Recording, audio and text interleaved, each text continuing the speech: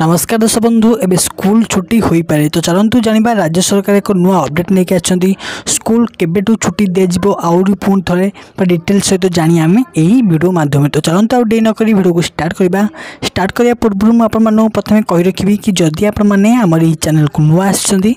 निश्चिंत भाव में यही चैनल को गोटे लाइक गोटे शेयर गोटे सब्सक्राइब निश्चिंत भाव कही रखु तो आपण तो निश्चिंत भाव जानते कि राज्य सरकार एवं खरा छुट्टी को प्रत्येक स्कूल कॉलेज को ऑलरेडी दे सारे किंतु यह आखि आगे रखी राज्य सरकार कहते कि जून मास 14 रु 20 भितर स्कूल खोलिया से निष्पत्ति देते किंतु एपर्यंत डिक्लेयर होना कहीं पर्यंत स्कूल खोल कारण यही खरार तापमात्रा देखी धीरे धीरे खरार तापमात्रा जिपर बढ़ुची तो यह आखि आगे रखी राज्य सरकार भी कहते